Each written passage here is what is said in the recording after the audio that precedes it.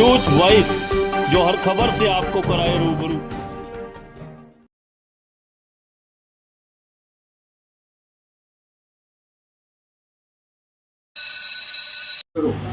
तो मैंने या चीफ मिनिस्टर साहब ने उस टाइम के ऊपर मिल करके ऐलान किया था कि मनेठी के अंदर एम्स खुलवाएंगे। मनेठी वालों ने 200 एकड़ हमारे को मुफ्त देने मंजूरी कर दी थी, लेकिन दुर्भाग्य से फॉरेस्ट का नाम उस जमीन के ऊपर चढ़ा होने के नाते वो कामयाब नहीं हो पाया। और जब एम्स का जिक्र डॉक्टर साहब ने छेड़ ही दिया आज स्टेज के ऊपर,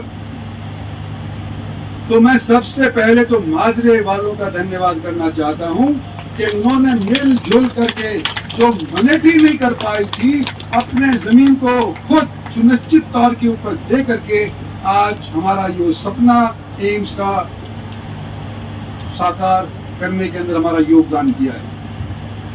क्योंकि तो हमारे प्रधानमंत्री कहते हैं कि मैं जहां पर नीम का पत्थर रखता हूं, ऐसा ना हो कि नीम का पत्थर धरा ही रह जाए और उसके ऊपर कोई इमारत ना हो। तो सारी जो कार्रवाई होनी चाहिए उस नीम के पत्थर रखने के उपरांत बिल्डिंग खड़ा करने के लिए, योजना खड़ा करने के लिए, वो पूरी हो जानी चाहिए। तो मनसुख भाई मांडवी ने कहा है कि जुलाई के महीने तक या ज्यादा से ज्यादा 15 जुलाई तक ये जितनी भी कार्रवाई है, चाहे जमीन की हो चाहे कागजी कार्रवाई की हो, वो मैं पूरा करवा दूंगा। और तुम्हारे साथ जाकर के मैं प्रधानमंत्री से कहूंगा कि सारी चीज मुकम्मल हो गई है, अब नीम का पत्थर रख दो और आने वाले समय के अंदर इसके ऊपर इमारत बनने में कोई दिक्कत नहीं है। जाए बड़ा मुश्किल काम हो जाता है, लेकिन कोऑपरेटिव बैंक के पास कोई लोन लेने जाए, मैं ये उम्मीद करता हूं कि जब यहाँ राज्य के अंदर ये बैंक खुला है, तो कम से कम यहाँ कोई किसान लोन लेने जाए तो उसको इस तरह से नाक रगड़नी नहीं चाहिए जिस तरह से कोई बैंक ऑफ बड़ौदा में जाओ या स्टेट बैंक के अंदर जाओ या पटियाला के बैंक के अंदर जाओ।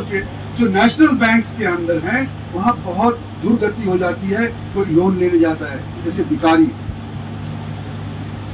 और हमारे देहात की माली हालत अगर कोई सुधार सकता है तो वो कोऑपरेटिव बैंक है। मैं ये उम्मीद करता हूं कि ये बैंक आने वाले समय के अंदर हमारे 16-17 गांव जो इर्द गिर्द के हैं उन सब की माली हालत सुधारने के अंदर अपना पूरा योगदान देंगे। उम्मीद करते हैं कि जो 3 साल के अंदर, 3.5 साल के अंदर हमने आना जाना करना था, लोगों की शिकायत तकलीफ दूर करने के लिए प्रयास करना था, तो कोविड की वजह से अगर हम नहीं कर पाए तो जो अगला 1.5 साल हरियाणे का है और 1 साल हरियाणे का है, घटी शक्ति से